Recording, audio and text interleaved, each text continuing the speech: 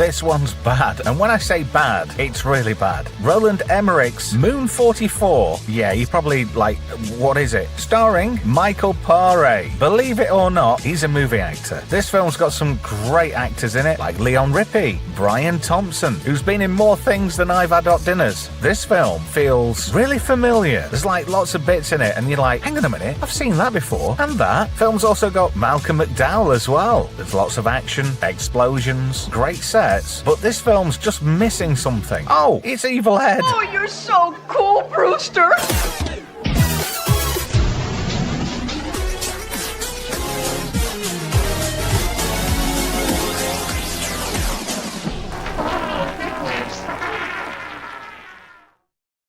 If you ever watch Moon 44, right, that's 98 minutes of your life you'll never, ever get back. You've been warned. Now, this film came out in 1990. It's an English-language West German science fiction action film, directed, produced, and co-written by Roland Emmerich. Now, you might remember the name. He's done loads of things over the years, like Stargate, Independence Day, Godzilla, just to name a few. And he usually teams up with Dean Devlin, which is quite bizarre because Dean Devlin's in this movie. I'll point him out to you. Hello to everybody in the chat. Don't forget, you can support the channel by buying a super chat tonight if you feel so inclined. Every penny helps. You can also become a channel member too here, or you can show your support over at patreon.com/TrevRetro. Now, this film, I will warn you in advance, borrows a lot from Blade Runner, Alien, also Aliens as well. And it's really apparent. You can't miss it. Sticks out like a sore thumb. And we have a very Blade Runner-esque type intro. So here, by the year 2038, all natural resources on Earth are being depleted. Multinational corporations have taken control of the universe. Now a different kind of war rages. Rival companies fight deadly battles over priceless mining planets in outer space. Now that's a good setup, really, if you think about it. It's a shame the rest of the films are set up. Did you know the budget for this was $2.5 million? There's nowhere, anywhere on the interwebs telling me how much this film actually made. It wasn't a lot. So anyway, we start off with Moon 47. Mining operation in the outer zone. You've got to have something like that. And a lot of shots get reused in this film. The first thing that came to my mind when I saw this opening shot was the Sulaco hovering above LV-426. Very bizarre, that, isn't it? Oh, what's this? Oh, right. Bit distorted. Okie dokie. I could fix that. I did wonder, Windows had an update earlier. I can do this on the fly, trust me. Now, do let me know what that level's like now. Hopefully... No, I didn't step on the mic before starting the stream. Windows 11, it's great. Anyway, thank you for letting me know about the mic issues. There we go. Oh, sounding a bit rough. Right, before we go any sounds a lot better. Thank you ever so much. Yeah, Windows has a habit, when it has an update, of sticking the volume on the record side right up to 100. I don't have it normally nowhere near that. So just a bit of a quick check I should have done before. Yeah, thank you. Much better. Great. Does it need to get, just before we go any further, higher or lower? And we're not playing Bruce's Play Your Cards Right. Let me go. Let me stick it there. I haven't got my slider nowhere near as high as I have it normally. I did anticipate, just in case. So anyway. Impersonating Bane! Thank you! Yeah. Anyway. Smile Lake says it costs $2.8 million for every episode of B-Sides. I can believe that. Yeah, Flav, yeah, it does that on my laptop after a reboot. Yeah, it's great, isn't it? You got to love Windows. Thank you guys for letting me know. There we go. Let's continue. So like I said, this just reminded me of the Sulaco above LV-426. Thank you. And there's some really interesting sets here. The models all look really good up to a point. Kind of got the vibe of Total Recall, which was 1992. Like the canals of Mars where all the colonies were based. But there are a few points where everything does look a bit rough. And yeah, some great model work, a lot of greeblies used. And then you get like these kind of shots of these spaceships. There's a rival corporation called Pyrite, which is like a really poor play on the word pirate. And these Pyrite ships keep attacking all these other mining colonies and taking their resources. And there's some interesting like robot shots. You've like got these drone ships. But the robots look really sketchy, like Johnny 7, but not the good variety. Gav Backburn says, great models, badly shot like Blake 7. Yeah. Smilex says, I do like the miniatures. The dry ice is doing a lot of heavy work, though. Yes. You've got to admit, it is a bit like that. Is it Pyrite? A bit like Tupperware? Don't, because last Friday's show, where we looked at Just Bad Trek, we ended up on the subject of Pyrex parties, and Z3PO likes a good Pyrex party. Hello to MC joining the chat. So anyway, these Pyrite drone ships attacked this base on Moon 47, completely destroying it. Like I say, model work is great. Dry ice doing a lot of heavy lifting, like Smilex says. Robots looking a bit iffy, like I say, Johnny 7. That's what I reckon there, or a used Johnny 7. And yeah, you get this guy and he's reporting back to headquarters. Now, look at those walls. The first thing that came to my mind was Deckard's apartment in Blade Runner. Oh, look, it's the guy who played Box in Logan's Run. Oh, what's his name? Don't tell me. No, seriously, don't tell. Yeah, you could tell me. Roscoe Thingamabob. Oh, crikey. I just love it when I forget what I'm doing and lose my thread. He doesn't get a mention in the credits. But anyway, moving on. He's the head of the corporation, MG Galactic Mining. He's the Director Hall. And he's just reviewing all this footage, what was sent back. Like I say, these shots are fantastic. The only downside is Roland Emmerich reused the shit out of everything. So, like, even the military's back in this mining corporation. And, you know, they review this footage, and it's very Weyland-Yutani. But there's a bloke there who looks a cross between Mr. Bean and Sadiq Khan. What's going off there? Sadiq Bean? Yeah, probably. So they've worked the way across this sector of the outer zone. Next moon on the planet list is Moon 44. Now, they want to send a guy up there to find out what's going off, because 2 of these shuttles that are containing all this ore have gone missing. So they decide to hire Felix Stone. He's the only man for the job. So it's like, how are they going to get him up there? Well, they need pilots. So what they're going to do, they're going to get people with pilot training out of prison and conscript them and send them to Moon 44. Now, here's where we get introduced to Felix Stone. Now, look at this. Blade Runner crossed with Alien. That's pretty much the par for the course, you know? And look at that. More Blade Runner-y type effects. But this is Michael Paré. Now, in the intro, did you know Sarah said, believe it or not, it's Michael Paré and he's an actor? Well, he's more famous for appearing in The Greatest American Hero. Smilex says, yeah, the eyeballs transition was very Blade Runner. Yeah, there's a lot of that. Roland Emmerich has borrowed from a lot of people. He's borrowed from Ridley Scott twice and James Cameron. Now he's transporting a prisoner somewhere or another. But he kind of like leaves his gun on show on purpose. And like I say, he's a cop, basically internal affairs for Galactic Mining. MC says, I haven't seen this film. I will investigate. I wouldn't go out your way, you know? Smilex says, Michael Paré is an actor in the same way that I'm an actual weasel? Hello, hello, says Ref. Gab Blackburn says Michael Paré was good in Streets of Fire. That's about the best thing he's been in, to be fair.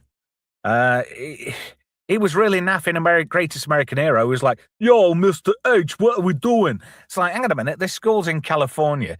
Why does it sound like he's in Brooklyn? It's one of those affairs, yeah? So he leaves his gun on show. And this prisoner grabs hold of it and he's like, I'm going to do you now. You're going to get me out of here and all this malarkey. And it's acting cheese 101. But he's a cool dude. He just sticks a smoke in his chops. And he's like, yeah, whatever, guy. Come on. So he takes this prisoner, takes him hostage, basically. But when he gets to the terminal, he just flips him over. And he's like, you're crazy, man. You're crazy. Pretty much, typical thing. Yes, Manuel Grill, he was in the Philadelphia experiment. Well spotted. He was a bit wooden in that, too. I reckon he was in association with Cooper and all. Ardent Party's joined the party. Hello, all, he says. Hello, Ardent Party. So anyway, this guy gets took away, and he's like, you enjoyed that, didn't you? Typical bad, cheesy acting all the way through. It's a solid B. Here we go, Blade Runner-esque type vista here. And there's a lot of that in this film. Heavy reuse of sets and shots.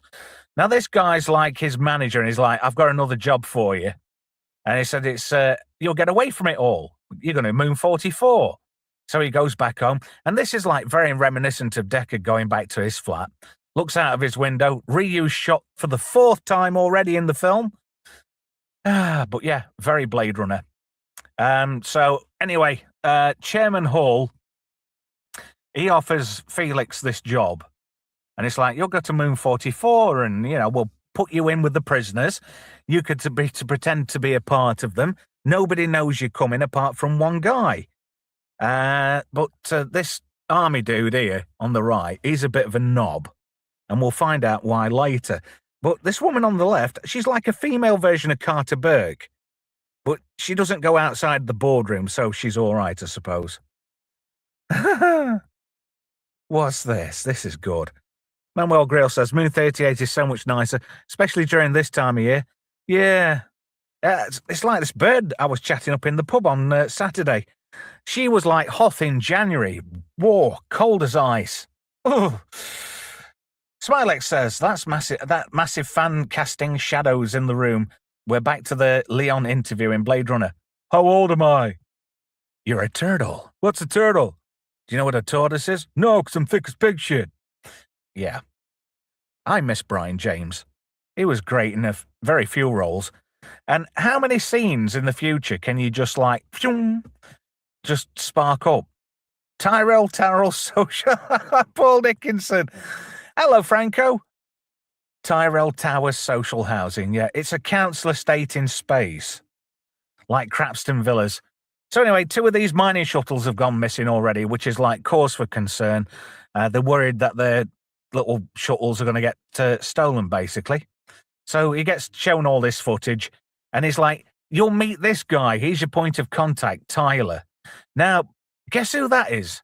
That's Dean Devlin, right? You might not think, who's Dean Devlin? He wrote Universal Soldier. He part wrote Stargate. Part wrote Godzilla. He's done loads of things in Hollywood. Became a bit of a Hollywood exec.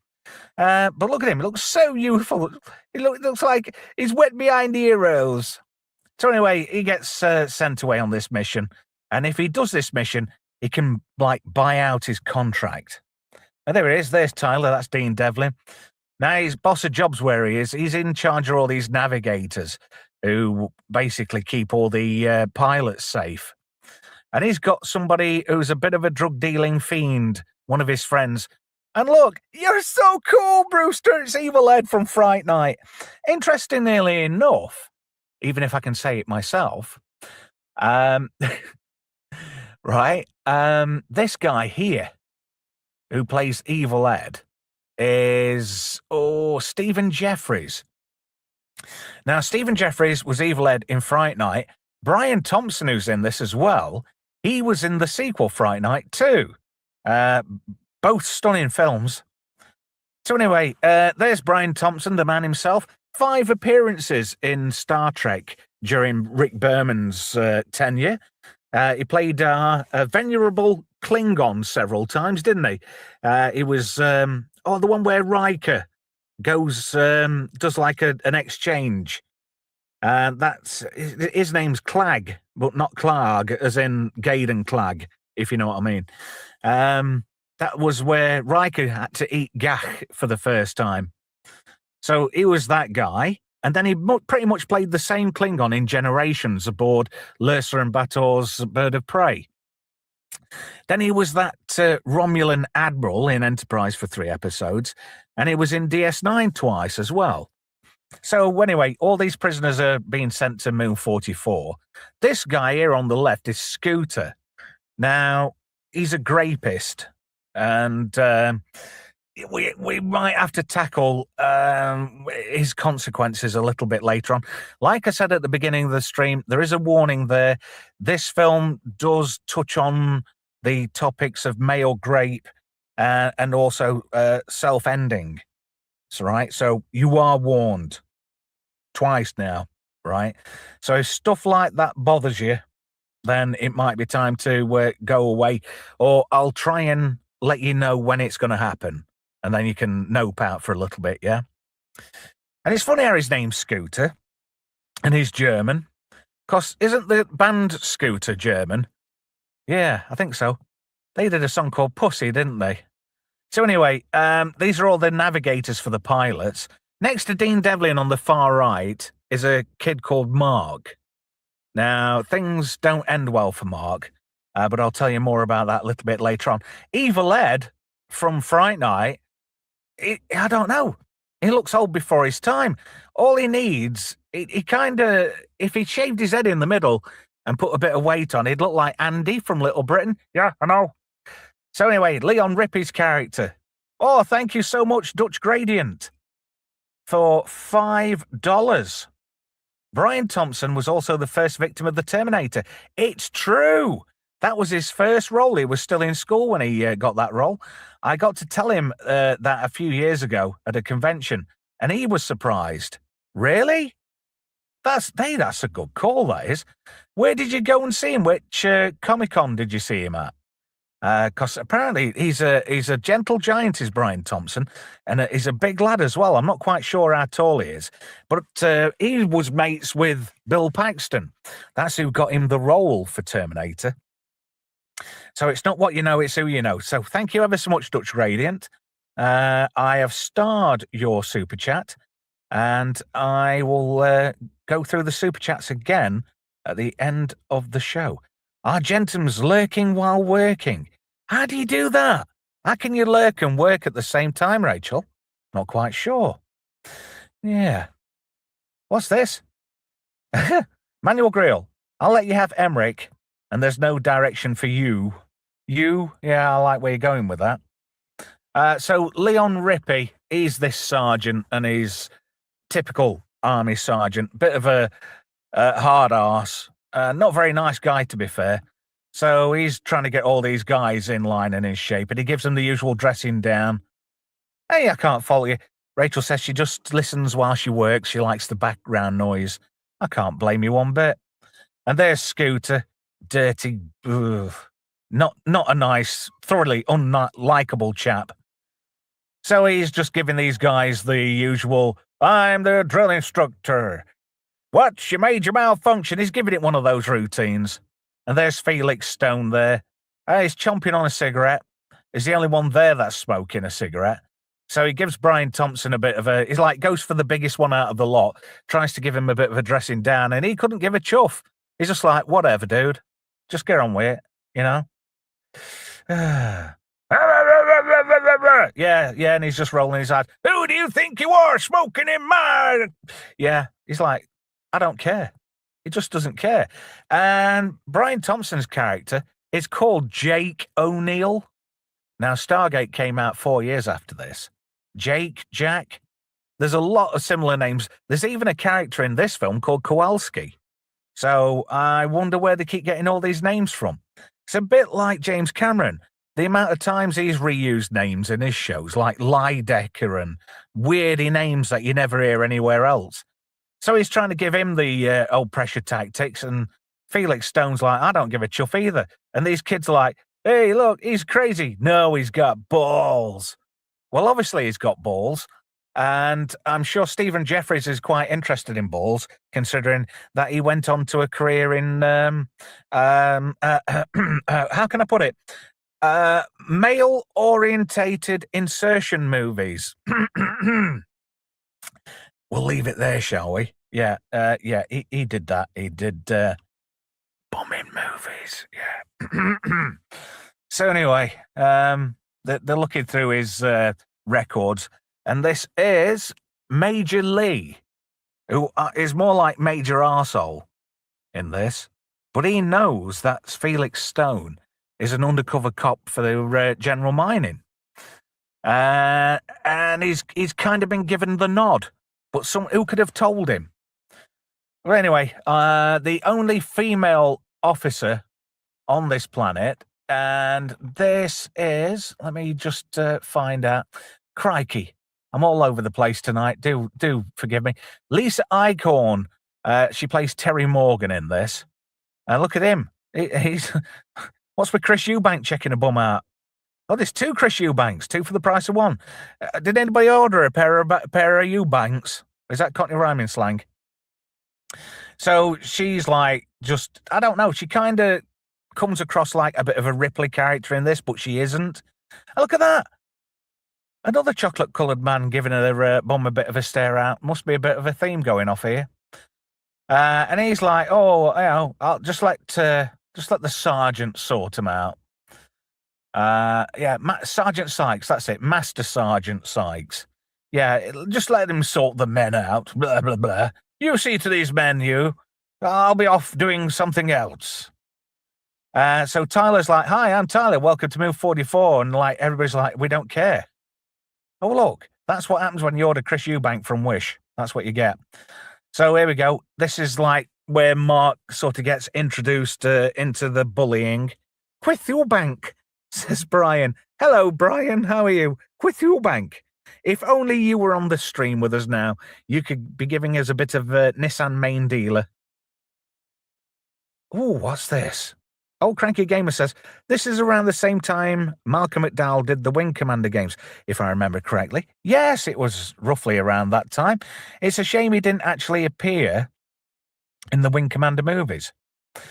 So basically what's happened is all these like ex-military badasses who have come up to be pilots to Moon 44, they're basically expendable, that's what it is. Start bullying all these kids to get them out of the way so they can have the better bunks. And that's where Scooter takes a bit of a shine to Mark. Yes, the unfortunateness has begun. Because Scooter likes picking on vulnerable people, and Mark's a bit of a gentle soul, is he?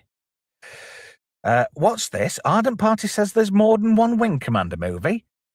The only one that I'm aware of, and the only one I've seen, is the one with, what's his name? Freddie Doofer-What's-It. Oh, he's not very memorable. The only thing he's memorable for is the fact that he's boning Sarah Michelle Gellar. What's this?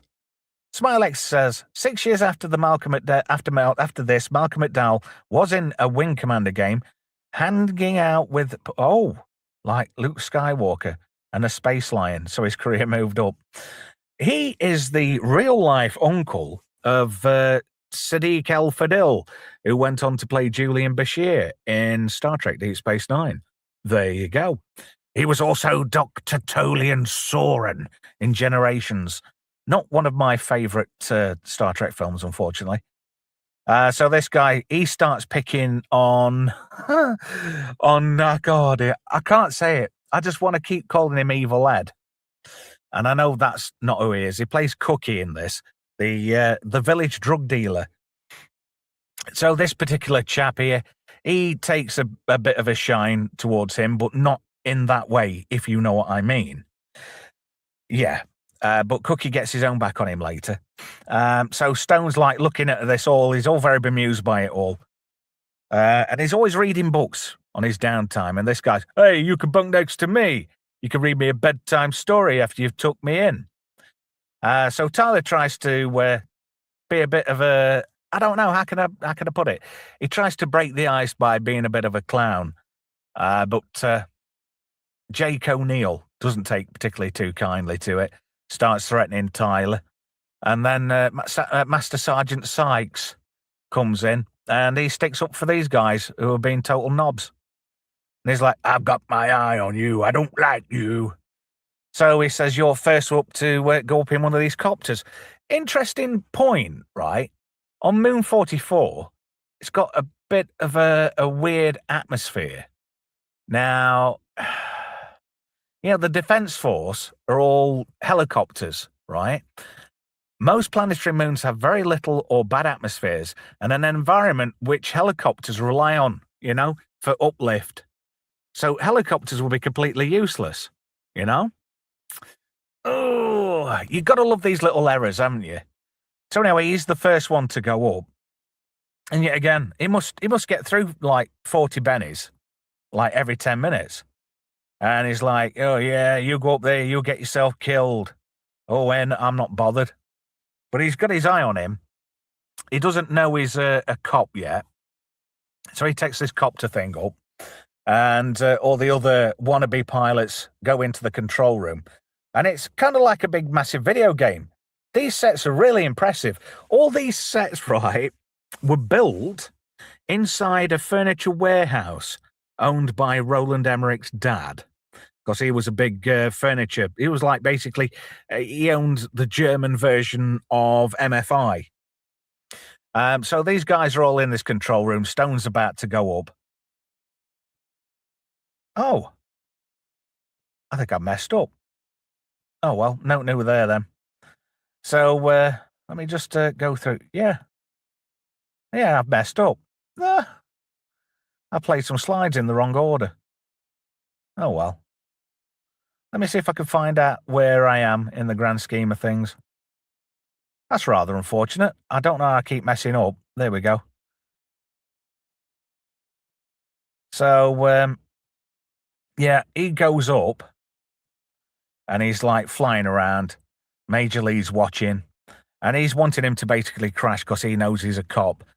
So Tyler manages to get him flying around and he does a really good job of surviving. But I think it's down to him having a Rothman in his chops. But never mind. What's going off in here? I'll catch up with the chat in just a minute. But I just want to get through a few more of these slides. So, of course, Felix Stone's like the best there ever was. He gets back, and Tyler's trying to like break the ice with him because he knows that he's a cop from Internal Affairs. But Felix Stone also knows that he's the guy who's got him up there in the first place.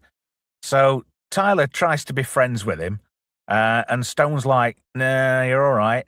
And then Sykes comes in, and he starts chewing Tyler out. So he like poddles off because it's chow time. Oh, and Scooters took a very keen shine to Mark, who kind of looks like a, I don't know, Poundland version of Ralph Macchio. These sets are pretty good, though.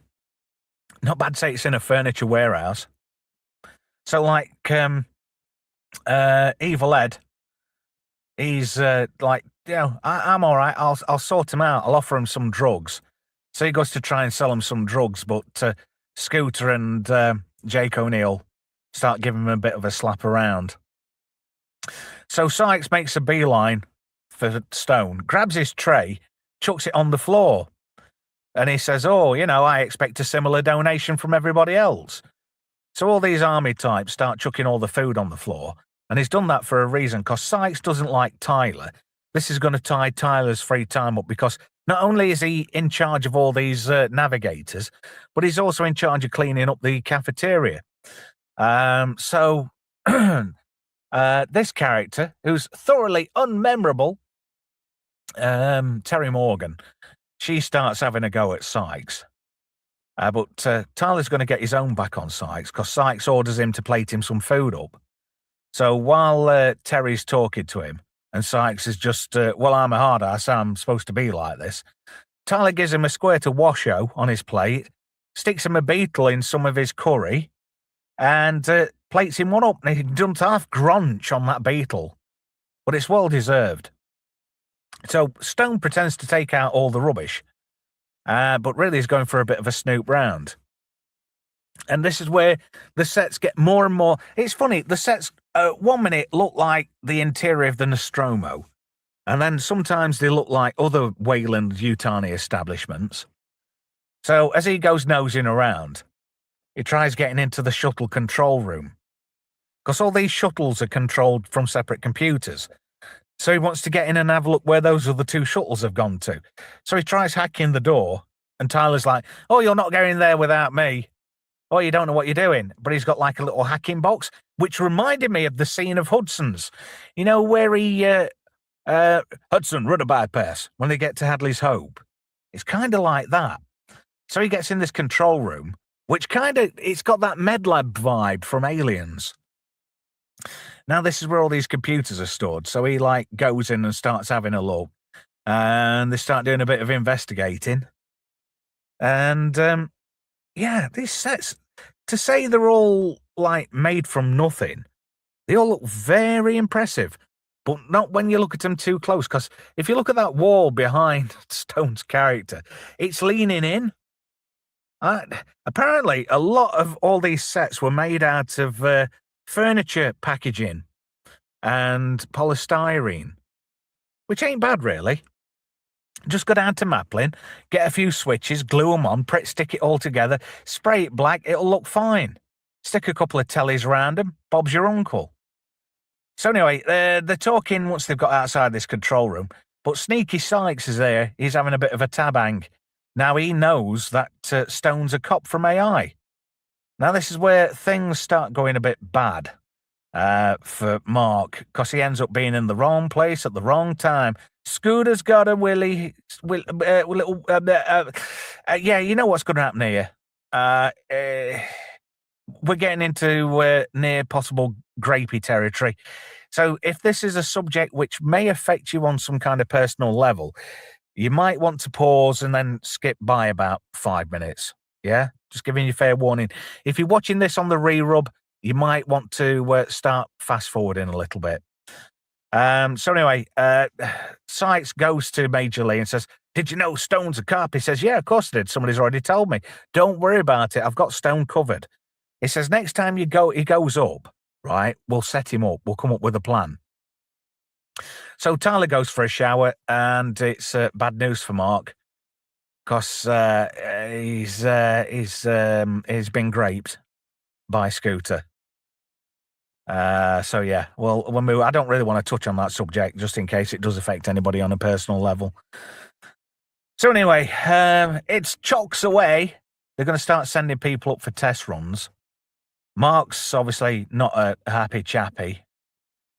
So Stone goes up, and also O'Neill and Scooter are going to go up. Thing is, right, Scooter must be a bit thick, because Mark is his navigator. Meanwhile, Sergeant Sykes has got a bit of an issue. He arms O'Neill's chopper, right? All the rest of them, they're all doing, they're supposed to be just doing training runs, right? With no live ammunition. So Sykes has set him up. Scooter's there. "Oh, come on, baby. I'm going up in the air for you."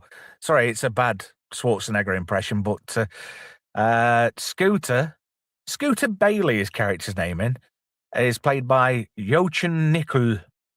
He's Bavarian. And Tyler's keeping an eye on Mark, because he knows something's not right. He knows what's gone off, so he's a bit protective of Mark. So these choppers go up. Sykes is like, "Oh, I can't believe I've done that." He's feeling a little bit guilty, because he's going to lose some equipment and a man. So they're all going up for this training sortie. And Ed, Evil Ed, or Cookie, as he is in this film, he's the navigator for O'Neill. So he wants to get Stone. And it's like full-on war games, but Jake's chopper is fully armed and operational, baby. So it might be bad news for Stone. Meanwhile, Tyler's keeping an eye on Mark. Old Jake's getting a bit carried away. Takes a shot. Boom. Whoa, hang on a minute. I thought it went to live fire exercise. So he's genuinely shocked by this. So Terry, she tells them all to come back in. This is over and done with. Cookie's like, I didn't harm it. He said, I could have blown you up. Anil. He starts shouting out for Stone. Cookie knows he's in trouble. But Stone comes out of nowhere. Yeah, you missed. Oh, thank goodness. Get yourself back here. But he just sparks up. Meanwhile, Sykes gets a phone call from Lee saying, I think you better get up here. And the sneaky Major Lee is a major pain in the arse. So let's catch up with some of the chats. Smiley says, clearly we all love that game. Speaking about Wing Commander. It's not a bad game, but I'm not a fan of Freddie Prinze Jr. because he's lucky he's getting more than he deserves.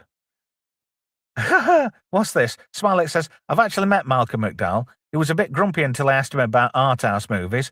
Well, he's, if I remember right, he was born in Liverpool and grew up in Leeds, or was born in Leeds and grew up in Liverpool. I can't remember which. First time I remember, he always seems to play these arseholes, doesn't he, with a military background.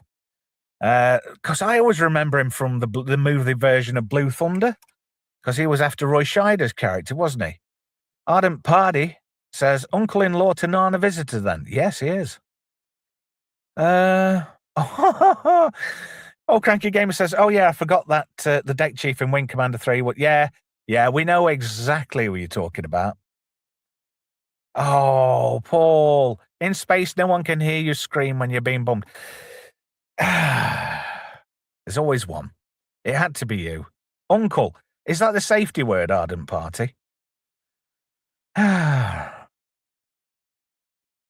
What's this?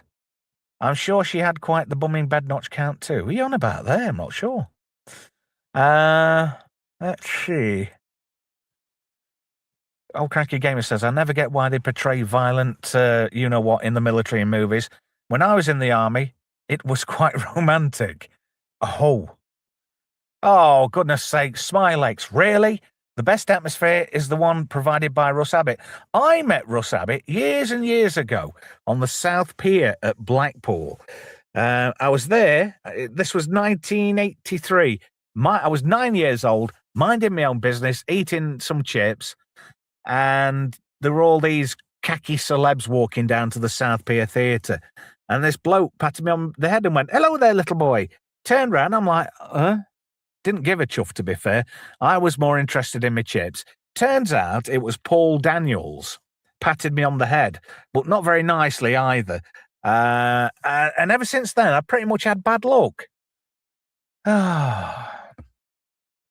What's this? Brian says, goes through 2 lighters a day. Bill Hicks joke. Franco says he liked Malcolm McDowell in Blue Thunder. He was good in that. He played... Sorry, I've just seen a comment there. It's just tickled me. Yes, he played the perfect asshat, didn't he, really? Smilex says, ooh, was it a Shackleton's high seat chairs? I remember when my niece gave me one. Anyway, let's see. Manuel Grill says, Wing Commander spin-off game, Privateer 2, also had quite the cast. Clive Owen. It'd been better with Clive Dunn. Christopher Walken. You know, I can see you. John Hurt. At least you know what it's made of. Matilda May. I've never heard her speak. She was French. Well, she is French, isn't she? Brian Blessed. And Jürgen Prochnow. Brian Blessed is from Rotherham, of all places. Jürgen Prochnow. Last time I saw him in anything was in Beerfest. Paul says, Alien, Matrix, Blade Runner, the sequel. It's very much like that, isn't it? Cranky Gamer says, how is there an airborne division in Space Force? I don't know. I didn't write it. What's this? Smilex says, I really hated Dean Devlin's character, or maybe it was just the acting. Oh, for crying out loud. You lot tonight. Oh. Clugnut Curry. Oh, Clagnut Curry. You're on about pot knacker. Hey, if you want to donate a pot knacker tonight, well up for that. The channel really does appreciate every contribution it gets. Did you know you could become a channel member? It's dirt cheap. Honestly, it's less than 2 pot knackers a month. Failing that, you could support via patreon.com/TrevRetro. Like I say, every little helps. And we really do appreciate your contributions. And you never know, you could win me coming round to your house one night and doing the show from your front room. What do you mean you're going to unsubscribe? Get stuffed. Ardent Party says, if anything you have seen during the Trev Retro stream has affected you, please speak to a counsellor, preferably Counsellor Troy from Star Trek. Smilex says, I wish the actual film moved along at this pace. Yes, it's rather laboured, isn't it? The pacing's crap. So anyway, Sykes just, him and Major Lee are just trying to get rid of Stone. And he says, have you armed that chopper? And he's like, yeah, I've done it. He says, if there's any comeback, he says, oh, no, there'll be no comebacks. Unlike that thing with Chris Pratt, where he talks about, what was her name? Oh, I can't remember now, but he goes on about somebody getting a comeback. Scooter's like, come on, Daddy, drive me faster. Mark's like, not impressed with the banter. So he starts speeding things up for Scooter. Scooter starts cacking it. Mark's he's not going to back down, basically. Tyler's like, don't do it. But anyway, he's certainly making Scooter go faster. Now faster, I don't know if it's faster, or he's like doing an advert for one of those yogurts that makes you go for a dump because it looks like he needs a toilet and dead quick. Mark flies him straight into a ravine. And that's it. No more Scooter, which he promptly gets chucked in jail for, sent down for it. Scooter bummed him into the middle of next week like you're an Elton John party, and nothing's done about it. He gets his own back. And in any case, somebody tried killing Stone not so long back, armed O'Neill's chopper, and nothing got done about that. So Sykes comes and says, look, this all stops now. No more shenanigans. And then there's like this Ripley bit. This is like being on the deck of the Sulaco. She wants to speak to the men. And we've got all this like, this is like Poundland Aliens, but not quite as exciting. In fact, I'd say it's Home Bargain Aliens. But Brian Thompson really does shine in this movie, more so than anybody else. So they basically say, look, there's going to be no more of this. We're all going to get along. Meanwhile, the Pyrite drone ship's heading towards Moon 44. Pyrite. No, they might as well have just put pirate and gone, yeah. So in the meantime, Jake grabs hold of Tyler. And he says, this stops. If any more of my men get killed, I'll kill you. And then Stone comes in and backs Tyler up. They don't know he's a cop yet. But, somebody's got to dox him eventually. And he says, you could have killed me up there. He says, pretty much like, well, I will kill you if you get in my way. And Stone's like, you've already tried it once and failed. Meanwhile, please turn away now. If you're watching on the re-rub, we're coming up to an unpleasant scene. If unaliving is something which is very upsetting for you or touches you on a personal level, you might want to fast forward now, or you might just want to go make yourself a brew quickly. So Tyler convinces this sergeant to let him go and take Mark his food, but it was too much for Mark. Sadly, he decided to check out. Obviously, Tyler was looking after Mark for his mum. He promised his mum that he'd take care of him because he's a bit fragile, and he kind of failed on that. So later in the mess hall, everybody's like looking at Tyler, and there's a bit of an atmosphere. But all of a sudden, Tyler wants to buy some gear from Cookie, and he's like, go on, sell me some gear. And he's like, no, I'm not. That's not you. You don't do that sort of thing. He says, I'm going to drug them up. And he's like, I'll go and do it myself. No. He says, let an expert do it. So Stone's listening to all this. He knows what's crack-a-lacking. So Cookie says, half of one of these, you're up on the moon. A full one, you're tripping balls, basically. So it says if I put 2 in somebody's food, that's it. They'll be flying out the galaxy. Like in the young ones where Neil has a toque and he flies straight out of that party and he ends up on the moon and 2 of the smash robots send him back down. It's pretty much like that. So Cookie says, I'll create a diversion. And he's got his music on loud. It's like, turn that rubbish down. Well, that guy there was a bit mean to Cookie previously. So he creates a distraction and drops 2 of those pills into that guy's orange juice. Meanwhile, Stone says to Tyson, no, that's pretty stupid what you've done. And it's really weird because Michael Paré, he sounds a bit like Sylvester Stallone, but with more of a speech impediment. Meanwhile, that chap there's on one, and Cookie sort of gave himself away, so O'Neill's going to kill him. So Tyler walks in and says, look, you guys rely on us to keep you alive up there. He says, don't upset us, else we'll kill you all. And he's got a point. Their life is in their hands. So O'Neill's like, got me by the nuts. You've got me by the KPs well and truly. So it's a case of like, he's going to have to let it go. Tyler really balls us up here. I don't mean balls us up as in makes a mistake. It's like he's he's found his balls. Meanwhile, Cookie goes to that guy he drugged up and he tries to apologize to him. He has a bit of a heart-to-heart with him, but that guy's still tripping balls, so he hasn't got a clue what's being said. Meanwhile, back in the mess hall, he's watching Stone, and Stone's watching him. He wants to know where he's going because Major Lee's given Sykes one of these control pads to override the programming on the computers for the shuttles. So basically, Shuttle 17 is going to be the next one to go missing. 2 of these shuttles have gone missing already. They're parked up in the orbit of another planet where Pyrite can go and pick them up later. And that's how much mineral ore they've got on board. So he goes and does that nasty little deed. And then he sort of hides that programming thing. And then does a bunch more of these ships ready. So there we go. That's what he wants to do. He wants to go in and reprogram everything. Making sure he's not being watched, of course. And Stone's just around the corner.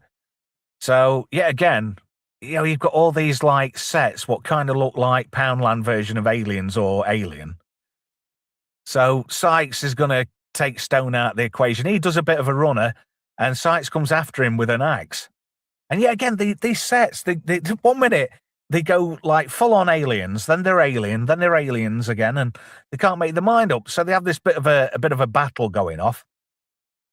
Sykes is just about to kill Stone, just right at the vinegar stroke. Somebody shoots him, fills him full of lead. He goes down, and he says, "You better not shoot me. I'm security." And it's Major Lee. Now, the reason Major Lee's killed him off is because Sykes knew that Lee was bent, if you know what I mean. So he's got rid of his own evidence, and now he's playing the victim and saying, oh, well, it must have been Sykes all along. He says, I'll take this. And Stone's like, no, I'll have that reprogramming device. I can have a look at it then. So then it's revealed that Stone's done his job, and he's actually a cop on behalf of Galactic Mining, and he's going to go back to headquarters now he's got his contract bought out. So Tyler's like, oh, is that it? You're going to run off now? Meanwhile, Brian Thompson's character, Jake O'Neill, no relation to Jack O'Neill. Stargate was 4 years after this, by the way. Written by Dean Devlin and also Roland Emmerich. Directed and produced by that pair as well. So Brian Thompson's character, O'Neill, had pinched one of Stone's books. And he's like, yeah, you keep it. Yeah, it's like, honestly, Poundland version of Rocky. So he's going to go off on this shuttle, but he's not. He's done a double bag. He's like, oh, I thought you were going. He says, no, I haven't finished yet. So meanwhile, that Pyrite ship's heading towards Moon 44. Major Lee's reprogramming the scanners so it doesn't pick him up. So he's in there with a pair of pliers, like like a Reg Prescott character, basically. So Stone, he's been informed, and he's been told what's been going off. So they're kind of trying to thwart Lee. Now it's proved that Lee's the guy who's actually mucking about with the programs and stuff. So they reprogram that scanner and get it back on. And it says enemy aircraft approaching Moon 44, and it's that Pyrite drone ship. So now they're trying to come up with a plan. How many times has this shot been reused? How many times do you reckon? A total of 9 times during the film, this shot got reused. It's just ripping off the Sulaco, isn't it? And even that planet looks like LV-426. So yeah, anyway, Tyler and Stone come up with a plan to save the mining colony. So Stone goes up to try and take out these drones which are inbound. And it's all a bit of an interesting dogfight. I thought that was very rip Star Wars off a little bit. When I get halfway through this set of slides, we'll have a quick chat, me and you, find out what you've been talking about in the chat. So he's taking these drones out left, right, and centre. And he's basically the hero of the story at the moment. Lee's not very happy about it. So he programs all the shuttles to lift off, whether they're full or not. So he's going to basically strand everybody on Moon 44. So all these shuttles start taking off. How come is it, right? The mining colony is under attack. And all the rest of the pilots and navigators are in this room. And there's only Stone and Tyler trying to thwart off these guys. The rest of them would be like, go and get yourself up there quick. So he's like trying to convince Thingamabob, what's his name? I forgot already. Jake O'Neill to go up to help Stone out. But they're launching more of these drones. Stone sticks his smoke in his helmet, who misses. So O'Neill decides to do the right thing and go and help. So, Lee's set all these shuttles off. He's going to sabotage the last shuttle. He's also going to set an explosive so nobody can get in there and put anything right. So Terry kind of like catches him in the act. So Stone swaps choppers with... I don't understand why he did that. Why didn't he get in his own aircraft and get up there? So Jake O'Neill's had a bit of a change of heart. He's become a reformed character. He wants to go up and save everybody now. So Cookie's his navigator. So he's going to help O'Neill take out the rest of these drones. Meanwhile, there's an escape ship, which kind of looks like the drop ship from Aliens inside a little bit. It also kind of looks like one of the drop ships from, what's it called? The thing with the space spiders. Oh, Starship Troopers, that's it. Right, let's catch up with the chat. Paul Dickinson said, chocks away, 2 girls, 1 cup. Who misses? Oh, Cranky Gamer, this should show that Hollywood, even in the 80s to 2000s, were leftists who knew nothing about the military and painted us all as cavemen with pretty much. Sykes played that country and western guy from Star Trek The Next Generation. He did indeed. That was the same episode where he goes, where's the boob tube? And he wanted some drugs, and he tried to convince Mr. Data to go on stage with him and be a country sensation. Drew Gordon says, has Z checked the bumometer for this film? It's free on YouTube, by the way. I'm not surprised. They can't even give it away. The bumometer says 17% by professional bummers, 31% by casual bummers. So make of that what you will. Manwar Grill says, wait, that's the Night Slasher from Cobra, right? It is indeed. Smilek says, YouTube should pay us to watch it. As long as YouTube doesn't pay you to watch this. Because I can't afford it, to be fair. Hey, if you want to help me out on the channel, you can become a channel member. Cheap as chips. $2.99 a month. That's dollars as well. Or you can support via patreon.com/TrevRetro. You could, if you're feeling ever so inclined, buy a super chat. We've had 1 super chat so far tonight. We might get another. You never know. Let's see. What's this? In space, no one can hear you bring up science. True. Some of these films. Oh my goodness, wowzers! Oh, Cranky Gamer.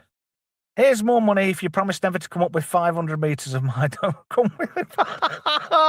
Oh dear, is that an automatic restraining order? I'll take that, Cranky. No worries. Can I call you Jimmy? Jimmy Cranky? Right, that's it. I'm not allowed within 500 meters of you. That's fine. You'll go into the chat relay at the end of the show. I don't know what I've just pressed there. Yes, thank you, Franco. There we go. Make sure you're on live chat. YouTube hides some chats on top chat. It does. Smilix says, the main issue with the plot is there's no baddies. They get a mention at the start and they don't show up again until the last 10 minutes. True. We don't really know a deal about Pyrite. Nice helmet. Yes. Who are you giving +1s to for Terry's character? Smilex. Black Friday sale aliens. It's true. More like Poundland. Huh. Oh dear, it's getting a bit fruity. I'm just trying to look at Pare. He has the charisma of a depressed elk. It's true. He does. He's not a really leading man material. What's this? Ref says, gotta love hipster tech in a space movie. True. Pare and Devlin in scenes together is like staring at matching bedside cabinets. They're both a bit cuprinal, aren't they, really? Oh, Drew Gordon. Burn the nerds. Burn them all. We're Starship Troopers ever. Yes. Manuel Grill says, no need to pyrite this film. It's on YouTube for free, apparently. You're here all week, are you? I hope so. Oh, Manuel Grill, I can't put those comments on the screen. Crikey. Oh, dear. This is good. This is where science doesn't count. Cranky says, who decided smoking in an oxygen-rich environment was a cool literary decision? Yeah. Oh, Paul Dickinson, controversial. Still looks better than Star Trek Academy. Oh, we'll be doing Starfleet Academy this Friday. Me, Z, and Esther. Looking forward to it. Oh, that's, you know when you finish work on a Thursday, that's not exactly the first thing that runs through your mind when you get home. It's not like, oh, yeah, I want to get home quick so I can watch Starfleet Academy. No, I do not want to do that. What? No way. Jimmy is my name, so yes, haha. Jimmy Cranky it is. We have our official Jimmy Cranky. He's subscribed. He's got a world of sport. Thank you, Jimmy Cranky. Another super chat. I am so impressed. Flavius, have a potnacker. I came into some money recently. Really? Oh, not like that. Oh, right. When I found out my table was made by Van Gogh. How do I know? It's a bit of a veneer missing. I should have read that first before I read it out. Oh, dear. I might just give you £5 back just to not tell jokes ever again. No, but seriously, Flav, I really do appreciate that, mate. That is much appreciated. Let me just... Come on, you silly thing. Oh, dear. Oh, Ardent Party says, Packled Academy. Yeah, it's pretty much like that. Cranky says, at least there's no lens flares every 3 seconds in this movie. It's true. Smilex says, Fandabby-dozy. It is indeed something Fandabby-dozy. It's a bad film. You've got to admit it. But this is just bad movies. So anyway, Stone goes to try and find out what's happening with these shuttles, realizes there's a bomb there, and he jumps into a lift where Major Lee has got Terry at gunpoint because she's found him out, basically. Now, does this remind you of going down to sub-level 3 at all? Stone chucks that bomb right in front of Major Lee's feet, and he's like, yeah, what are you going to do about it? And Lee looks like he suddenly needs a toilet. So anyway, Stone manages to rescue Terry, shuts Lee in this elevator, and going up. First floor.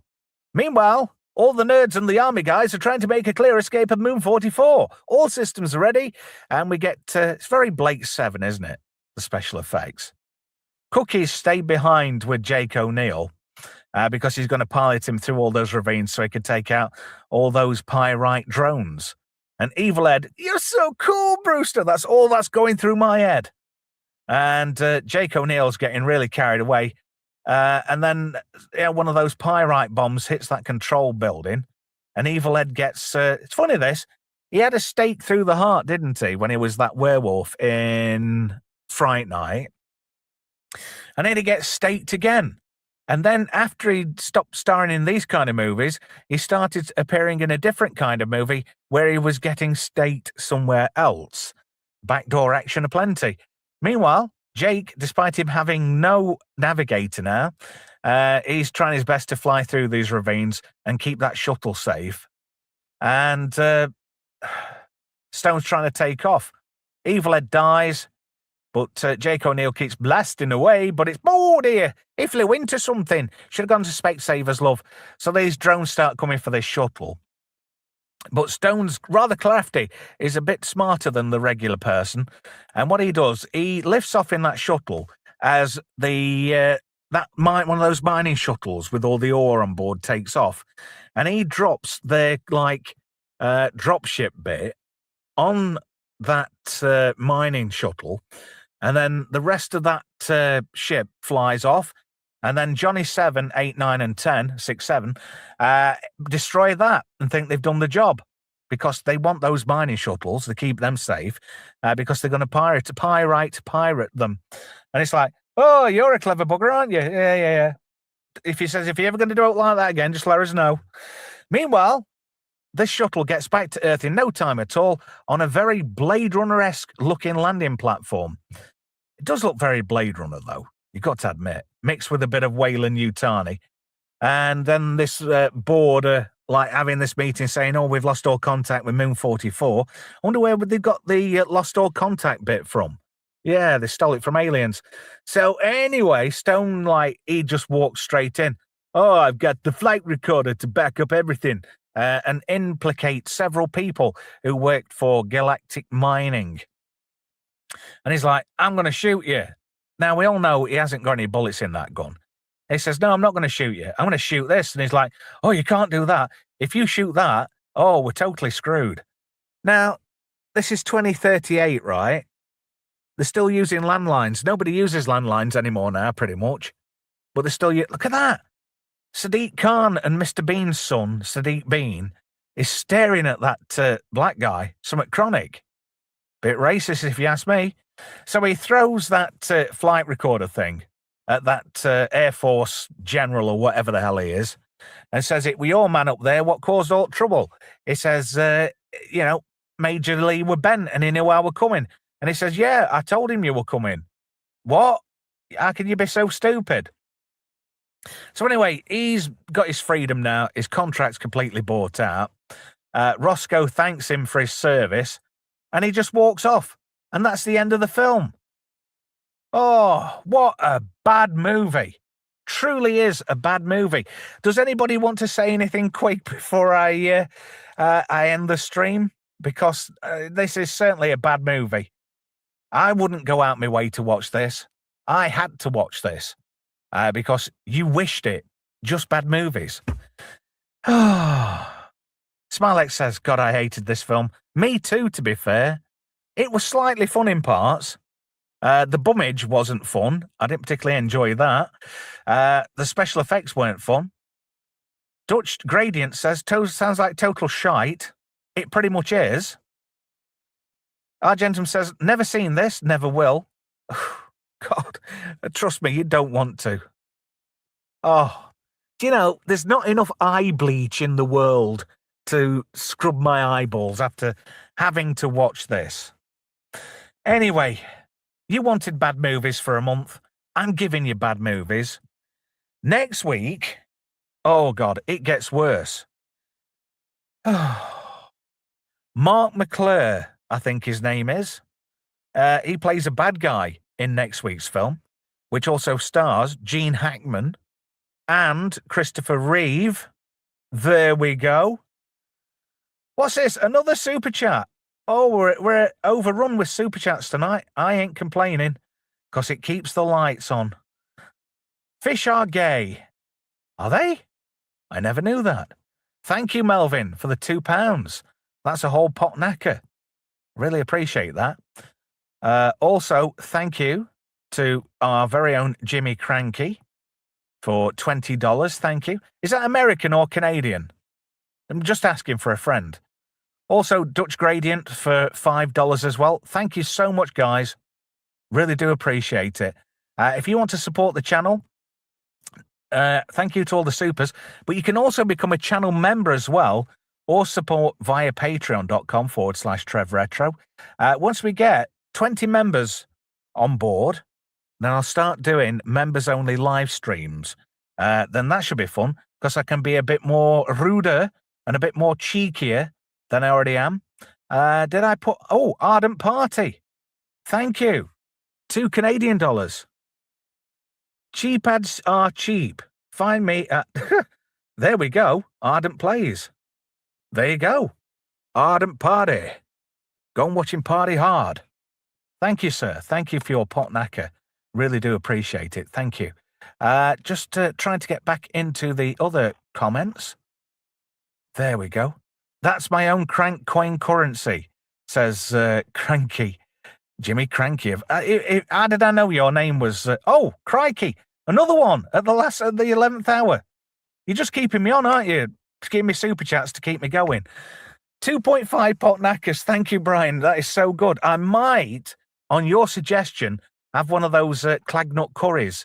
If you hadn't mentioned it earlier, I wouldn't have thought about it. But I do want to thank everybody. Right, that's it. Thank you so much for joining me tonight. And I like doing these streams on my own a bit more because I get through things a lot quicker. And it's not because I'm doing it to get through it. It's doing it because I'm efficient and I can keep talking about stuff. Oh, Atom Grace just joined the party. Check your email, mate. I've sent you a message. So thank you ever so much to everybody for tuning in tonight. Thank you for watching us on the re-rub if you have. Don't forget, if you are going to re-watch this, there is a warning at the beginning. Now, if there are people that are saying, oh, why didn't you warn me about certain elements of this film? The warning was at the beginning, and I warned you when we were coming up to the rum bits. Oh, crikey. Another super from Melv. Thank you, Melvin. You should make your own crypto. Knacker coin. Oh, well done. Absolutely love it. Oh, dear. You're making me cough. Now then, I will see you on Friday from 9 p.m. UK time for Just Bad Trek. Oh, God. I can't wait for Starfleet Academy to be done with. It is so shit. We'll be reviewing episode 5, me, Ister and Z, this Friday from 9. Until then, enjoy yourself, take care, and I will play you a trailer for next week. Well, next week's Just Bad Movies anyway.